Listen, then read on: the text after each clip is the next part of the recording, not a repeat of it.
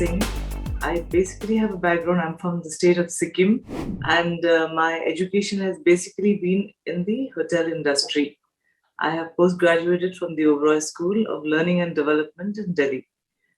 And then I worked at the Oberoi Bombay when it was opening. So I have a very good experience, rich experience in customer service, basically an eye for detail, which is learned at the Oberoi School. And then I landed myself in the transport industry, hardcore transport industry of India. So that was a real shocker for me. And then moved on to the express cargo industry, was the first one to start the concept of customer service and brand building in the express cargo industry, and was the first one to do e-commerce, but involved in a hydropower project in Sikkim. So it was a 110 megawatt hydropower project in the state of Sikkim. That's my background. And now I started this startup called Avan India. Basically started with the concept of excess baggage. And as I talk, we are opening kiosks all over the country and have partnership with all the airports. That is Airport Authority of India, Adani, and GMR. They are all three are my partners. So thank you. I'm Srini Sundar, coming from a big logistics family background. And after finishing my MBA, I went to US, planning to come back in 3 years, but settled there for 20 years. Then finally moved back to India for good. Came back and started a business model more like Uber to start with in 2016, but we are in a marketplace where we connect the shipper and the truckers. So we provide loads, we provide trucks, and recently we are working with banks to provide freight financing. We are in supply chain analytics vertical, and we are in marketplace vertical. We are also carrying goods. We are going to get into last mile space pretty soon.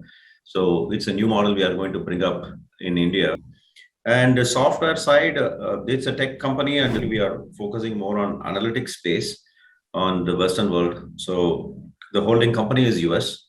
And since I know the business in India, I moved back to India for good and started this. But now we are spreading in other countries on the tech platform side. But what I also noticed in India, it is not just a tech alone. We need to carry goods. We need to put our skin into the business. Then only the tech will fly. So that is the reason we are carrying goods also. So we call it as an operational business. So we have pure tech business and the tech enabled business. We both have it. So that is my background. I'm privileged to be amongst such veterans of the industry. And so it's an honor to be here. And I actually started, in the logistics field about 20 years ago. After I did my undergraduation in the US, I joined the company, a transportation company, which is again the oldest company in India, TCI, and I was quite enamored by how things are moving across the country and how we would be able to bring it to the next level of not just basic transportation. Logistics industry is a massive opportunity in India. Indian GDP will be say 10 trillion by 2035. Then we're looking at almost $1 trillion opportunity. So I think that itself is a big impetus for me to keep reinvesting in this business. So I know TCA is a very big company, and TCA Express, it's a huge space. Very strategically, you are positioning yourself there. We are not there in the last mile delivery. The question is, how are you handling the tech side? The reason why I am asking this question is, most of the traditional business companies, when they get into the tech space, they become miserable failure. The reason is, in my opinion, it has to be tech enabled. It should not be pure tech business. We both are different. You need to have a tech partner, or you need to fully focus on tech enabled traditional business. How are you going to compete with all these startups, tech startups? So, one thing I'm very clearly I say is that tech is an enabler. It is not a competitive advantage. So the company TCI was the first company in way back in 1980s to start using computers. And so the group as such was kind of like, it embellished all the latest technology that was available at affordable prices. So we did not go out of the way and spend like hundreds of crores just on IT. But what we did was something very unique and very useful. For example, Gati at that point started a very unique ERP system called GEMS, which Yes. which is by itself one of the most eye-opening for the industry, eye-opening things for the industry. Whereas TCI was doing the same thing, also in its own way, because Gati was express, TCI is regular transportation. We were also doing ERP using Oracle. Currently, we're doing the same thing. We are using ERP, which pretty much churns out all the data that we need, all the analytics that we need. And now we are on the frontier of taking it to the cloud. So saying that, I mean, of course, we are what TCI Express does is similar, same, but it focuses more on web-based. It is not static. So that way, it makes it very live. It makes it like real time, and that is the whole idea. So all that we do here in TCI Express is real time. The data is generated real time. Anything, all the information going to the customer, to our fleet, or to the finance department, everything is real time. So I think that itself is something which is very unique by itself. A lot of companies, all these new age companies are talking about, we are tech companies, we're doing that. But for us, it's an enabler. We are a business where we have clients, we have customers, we have like almost like million customers, and those guys are like how we are able to sync customers with our operations and with the finance. That is something which we are able to do it quite easily, relatively easier, and that too having so many branches, about 2,000 branches across the country. Okay. I come from basically the same kind of background as Chander. I remember when I got this idea of doing excess baggage. I was basically in Calcutta and I was coming back from a wedding where I had like, I think 15 kgs of excess baggage, the family wedding with all the silver stuff and all that. And I couldn't book it through Gati. It was just a last moment thing, First time in my life, I had to pay for excess baggage. And that's when the idea came to me. And I said, this can't be happening. I can't be paying 500 rupees a kg while we charge like 5 rupees a kg or 2 rupees a kg, So when I brought this idea forward to all my people in the company, no one agreed. Everybody said, it's a bad idea, madam. Who is going to pay us 100 rupees, 50 rupees? What are you talking about? It's not going to work. So I wasted 2 years trying to convince everybody.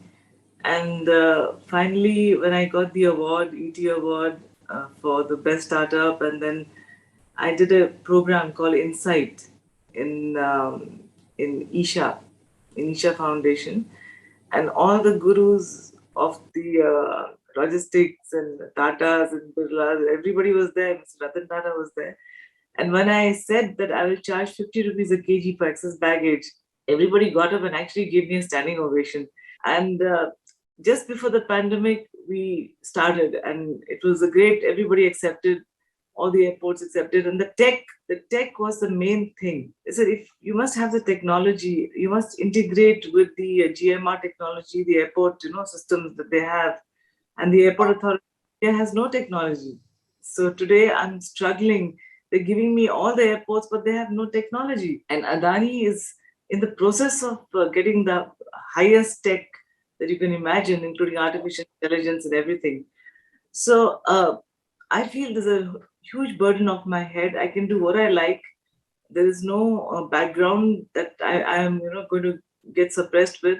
So the sky's the limit, and there is so much more we can do. And just 2 days back, I was talking to somebody in Singapore about this artificial intelligence. So as soon as a customer walks into the airport, the artificial intelligence that the airport technology can provide can tell him to go, that he has got so much of excess baggage, and this is the dimension of the baggage he has, and how he can go to the closest kiosk, which is the Avan Access, and how much money he will save. That will all come onto his phone. So, this kind of technology is there today, and like I didn't even hear of this, but when these people told me that, I talked to some Singapore tech companies and things like that. So there is a lot of scope. And then the drone. The drones are another thing which I am working on with a Swiss company to make deliveries to far-flung areas of the Northeast through drones and also do the pickup. And that was already started in India with the vaccine, as you all must be aware of. We don't have trained people. We don't have people who can take these ideas forward on the ground. So we have also opened an institute called Gati Intellect, which basically trains people from the hinterland on Logitech and, of course, customer service and things like that. We are also working with some company in IIT, and they are mainly working on the drones project and everything. They are doing it with the defense and other things. So I'm also trying to integrate how we can do the last mile through using the drones. What our strategy, we don't want to build everything from the scratch.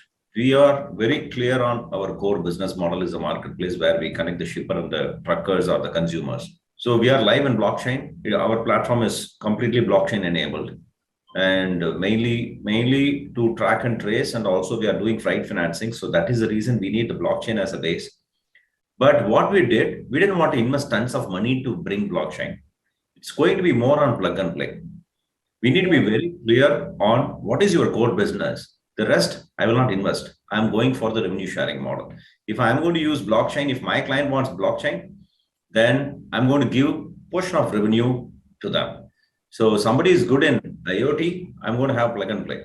That's it. Because the problem in tech, whatever the tech was there yesterday, today is outdated, right?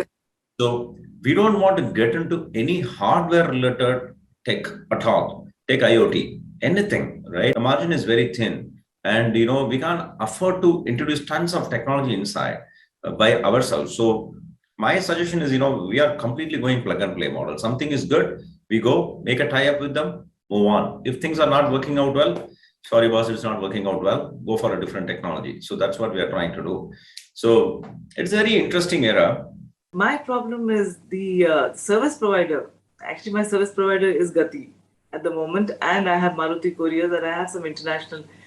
They don't have much of technology today, and it's so frustrating for me because I think walking the talk is the most important thing for me because I'm basically a marketer. I'm a brand builder and I'm a marketer. Backend has to be done by a company that can tell me exactly where, because this is not cargo. This is a customer's personal belongings. It's something which he wants and he wants to know where it is. See, the problem is, Meera, you nailed it. When I close the deals with banks for freight financing, there are plenty of NBFCs are doing for 14 to 18% interest rate, and we are trying to do it through banks between 8 and 10%. We close the deal with HDFC and KVB and Federal and other banks are in line. But the problem is they don't have the right platform available to integrate with our platform. The local IT team of the banks, they are saying it's going to take 6 months. I said, boss, leave it. In 3 weeks, we developed the platform. We gave it to them. You have it. We don't want any access or anything. It is a gift from our side. Please use it. Now the business model is live. So DTDC Courier, I am trying to strike a deal with them. It is going on for last 1 month. Today I got an email. Srini, we don't have a technology of whatever you are asking. Now I'm in a discussion. Can I develop it and give it to you free? Because I need you, right? That gap, we don't mind to invest and fill it up. See, the advantage and problem is, Meera, in India, people, they want to do tie-up. But the problem is, I shouldn't see TCI Express as my competitor, right? So that trend has changed. We need to work together. We have to be partner. Whatever, we can work together. That's how the businesses are going on right now. And I remember there used to be one, I don't know, Chander, if you remember, there used to be this note, something they used to take out monthly, It was how to do business in the transport sector. It was very confidential to TCI. But the founder, if you read the book, there's a book on him also, which I just read recently again. He used to say, give it to everybody, that is all the other transport companies, because they were basically people who worked in TCI. And he used to say, there is no competition. We are working to build the industry. We're not working to build one company. People are talking about this for Chander. in a panel discussion. They were talking about autonomous trucks, how this is going to change our business and all. I said, boss, you are in India. Autonomous trucks are not at all going to come for next 2 to 3 generations. Don't worry about that. This is India. We are in a different model, right? Very well said. Our cost of labor is still very low. Yes. To the automation cost and all of that. So this is something which people don't really put into thought. But when the cost is lower, when the labor cost is lower, then the actual automation or the IT cost, why would anyone adopt it? Build it. Rightly said. ATM or any of these payment gateways were like almost you can say if there was a really high cost involvement, why would anyone be using it? So in India, we need technology which is affordable, which is scalable, and also the mass population can use it. So if you bring in I'm very surprised to read about companies bringing in robotics and all that, but we don't need robotics in India because the labor itself is so Exactly. It'll take probably like 1,000 labors to pay off for one robotic machine. So Correct. it's not viable. But nevertheless, it is something which the government has to really consider in its in its portfolio going forward, that how they can actually reduce the cost of import also. I'll give you a very fine example. Cold chain in India. Why is cold chain so poor in India? Because of the high costs. The import cost is 40-45%.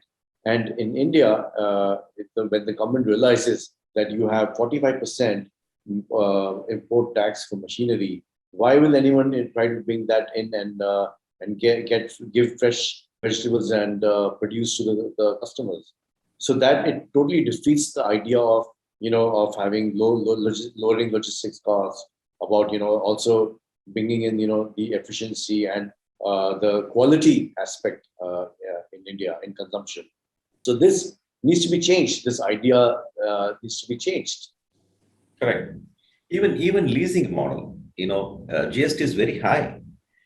The leasing is not popular. I was in a discussion with one of the OEMs MD, and Srini is saying that 25 or 28% for the leasing GST tax. If we can reduce the GST, there is a high potential to lease the trucks, so that it is easy for us to grow the logistics business instead of buying and not able to pay the EMI, right? So the strategies, particularly in India. I have put automation. We are the first company in India in the B2B segment to put automation. Now, automation, when we put that, it's not like it's only one, it's static. I only put in one location and it's done. I have to put in 10 different locations. I have to invest hundreds of crores to get the real benefit in the whole chain. Just saying that I have put automation in at one place is not going to solve any purpose. It's not going to give me any cost reduction. It's not going to give me any sort of benefit. It's not going to give me customer satisfaction. So I think what I'm trying to say is 3 points: that you have this IT that we're all talking about at a very high cost. Then you have the cost of implementation and understanding and adaptability. So I think cost defines your level of adaptability. And then what is the support of the government? Third point. And fourth, what are the other IT companies in India doing about it? India government doesn't have any mandate. Okay, you're a top software exporter. What are you doing for India? Why are you not doing 30% business in India? So the challenge in India, the technology, you have to see it in 2 sectors. One is a tech-enabled business and pure tech business. When it comes to logistics and supply chain, I think tech-enabled business model will fly. When you are touching B2C, that technology, pure technology will fly. Fintech or anything you call it, it will fly. So any logistics or any manufacturing industries, I think they have to have a technology as an enabler, not as pure tech business. Okay, now let's get to this green logistics. And I would like to say here that I think we were one of the first who tied up with IKEA, because they were very particular that you must have 20% of your vehicles should be electric for last mile delivery. And in 3 years, it should be 60%. So it sounded good. It was very good. We never made money in that. It's still loss making. And I don't think it's ever going to make money. Then we started under Avan, we started something called Avan Shakti, which was basically electric vehicles. We thought we'll pioneer this concept and we will go into only electric vehicles. We wanted to do charging stations and all. We threw down a lot of money, went down the drain, and finally we decided we'll shut it down. And we're not going to do this anymore. We had IIT guys and we had a guy from IIM.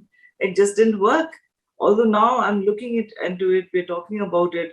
We want to do, pick up and delivery. We want to have Avan associates who will have only electric vehicles. But do we have those vehicles? So where is the future of this green tech that we're talking about? Somewhere that the charging infrastructure, believe it or not, is a $17 trillion investment company. Countries have to make. Globally, if you want electric vehicles to be the norm, countries have to invest $17 trillion. What is $17 trillion? GDP of USA. That much money. What is our GDP? We are only $3 trillion. So, I mean, the talk is loud, but the doable action is only limited. And in that limitation, we have to also see the costs involved. So the costs have to be lower. The younger generation Z aspirations have to be met, and businessmen have to make money. So, and also save the environment. How will we do that? There's an article that was there just yesterday, and I talked to some people from China, and the Chinese government has mandated that by the year 2030, 60% of their vehicles have to be electric. Can we ever even dream of doing that in the next 20 years? I don't know. We don't have the infrastructure. Yeah. Now we are fighting for power, coal shortage, for electricity. So we are in a very strange, peculiar, always in the end of the spectrum. We will find India. Since you're dealing with electric vehicles, how much of it do you think will come into the logistics industry, and in how much time? What is your prediction? I think we're all talking a lot, but nobody's going to walk the talk at the moment. But we would like to make it happen. I would like to make it happen. And I think that in Avan Access, in the next 3-4 years, we will definitely have 50% of our pickups on electric vehicles. When you are talking about electric vehicle, what is your opinion on carbon emission offset? Still, that segment is not popular in India. And, we see tons of potential is there. What is your opinion on that? So we have started doing that already. We have started mapping that in our ESG. If you go to our DC Express ESG website, you will find a lot of information regarding the same. What we have done recently is that, again, in 2 of our sorting centers, we've made it completely electric. I mean, we put it on solar. So they will totally feed by itself. And that is a big carbon offsetter. That is going to happen. And imagine we have 28, 30 of these. So I think, although I will not be able to reduce my footprint from the trucks, but I'm going to try to, quantify that, how much I'm burning, and then see how I can offset it by solar. Got it. In my centers. So this is a trade-off that I'm attempting. I'm sure other companies will also follow suit quite soon. Couple of companies in logistics, they have a very deep pocket. They went for Series E funding and other things. And they go and mess up the contract rates like 1,400, the market rate, they go for 950 and they totally mess up the market. How are you handling it? I'm going through the pain. I'm sure you are also, but how are you managing it? It's like they can get that rate at that point, let's say. But then what happens in like maybe a few months, it comes back to us. Yeah, because just getting the rate is easy. But you need to have service, you need to have operations.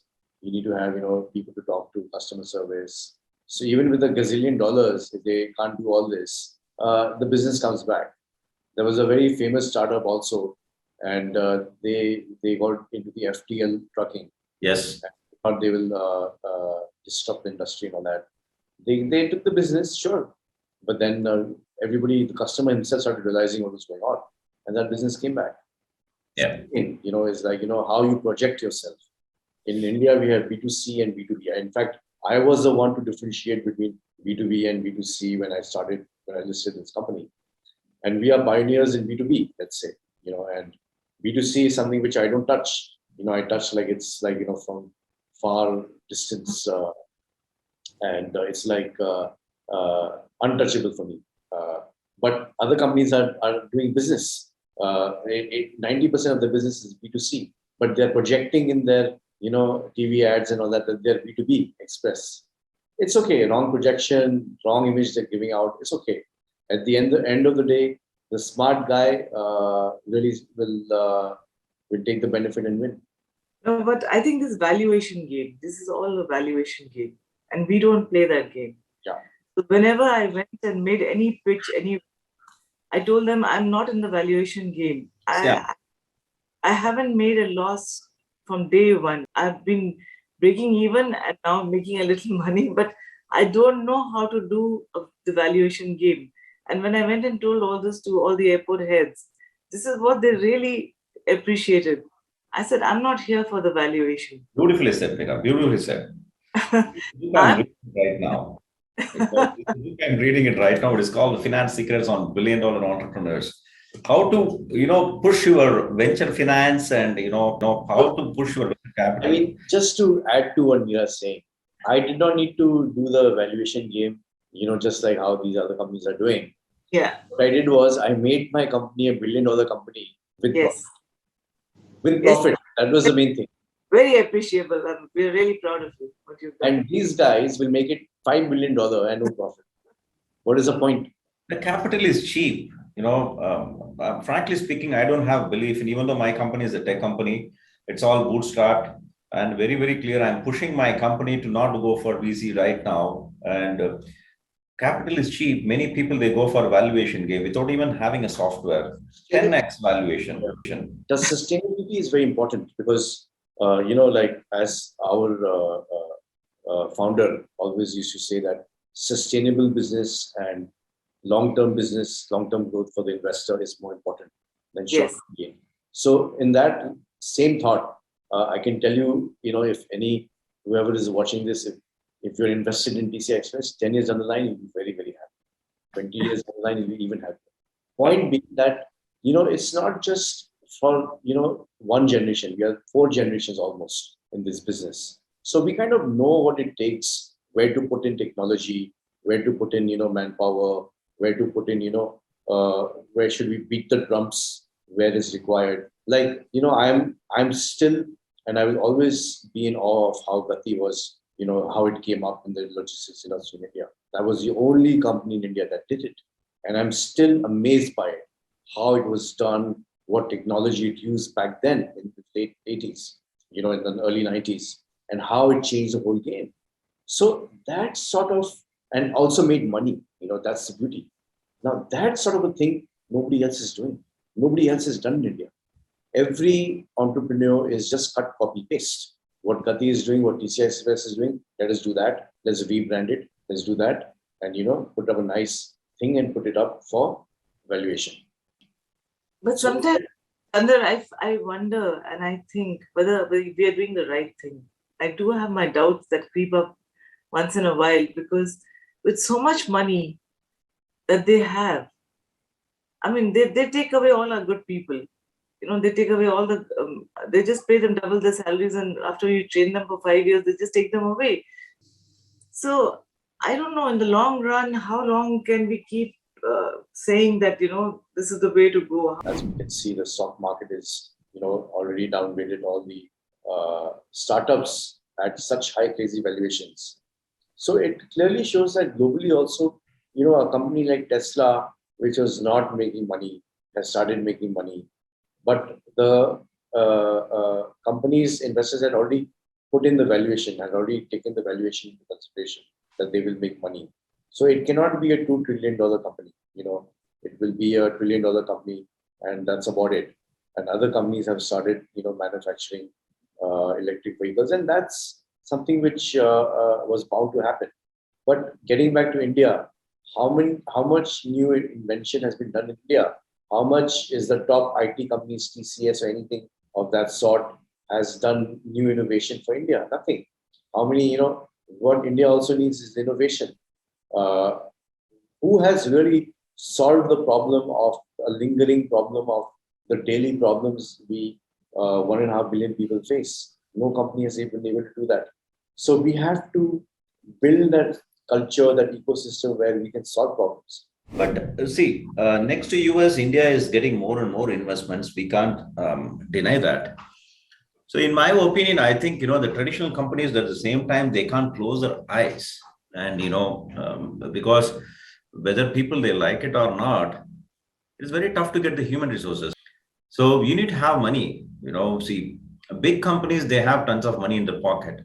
So all the companies are going for VC funding only for infrastructure growth and human resource recruitment, nothing else. So traditional companies somehow they have to compete with them, no other choice. So the startup bootstrap company, they will go through this. I'm recruiting left and right on the freshers. I'm taking bet on them. 2 years to mold, first 1 year to mold them, second year they are ready, third year they'll be gone. I made it as a routine now, no other choice, right? So it is what it is. But it is going to be very challenging that youngsters are already, they are coming out from the college, they already started startups without even having any job or anything. So I think it is going to be tons of challenges. It's going to be new way of doing business. I think we are going to see it. We have to get prepared for that. The change is constant, and we ourselves, all the logistics companies in India, have got thinking like the way the youngsters think. Like in I've got everybody's below the age of 30. So they look at me and I keep telling myself I have to change. I have to think different. So I think we can talk about the 3 points, what takeaway we can do it. TCI Express is a B2B express delivery company in India with 60,000 pickup and drop locations. We have 50% SMEs as our clients and 50% as the top manufacturing companies. Thank you. Basically, Avan Access, which is a part of Avan India, that is my vision, my dream, and the idea here is to pick up your baggage right from your doorstep and take it to a destination wherever you want in the world. That is the thing. And it's very difficult for people to understand. They keep talking about airport kiosk, airport. It's nothing to do with airport kiosk, frankly. That airport kiosk, I'm doing it because of the visibility and the marketing and whatever we get at the airport. But basically, like if I want to go to Delhi from Hyderabad, 2 days before I leave, I decide to send my bags with Avan Access by road at 60 rupees a kg. And by the time I reach Delhi, my bag would already be there. So that is the idea I'm trying to sell, not through taking your bags to the airport and checking it into the kiosk. That's not the idea. The idea is from your comfort of your house, you pack your bag, give it to the Avan Access guy, he'll come and take it, and you decide when you want it to reach. Next day, after 2 days, the faster you want it, the more expensive it will be. But it's always less than 100 rupees. So that is the concept, and that's what I'm trying to set. Super. Great. So Unano is in a marketplace where we connect the shipper and the truckers. We have 150,000 trucks in our database. And we have many things. We are unique to sign up with a couple of associations only with us for various reasons behind it. We are creating the visibility of trucks and the loads for the truckers and the shippers. And we are into supply chain analytics for both the Western world and GCC countries. We are into that. Now we are trying to bring the freight financing model for all the transport companies as an enabler, so that they can breathe on the working capital issues. They can place more trucks. So we are penetrating the shippers, and also transport contractors are our main clients, and that is what we are going to do. Thanks a lot. Thanks, Meera. Thanks, Srini.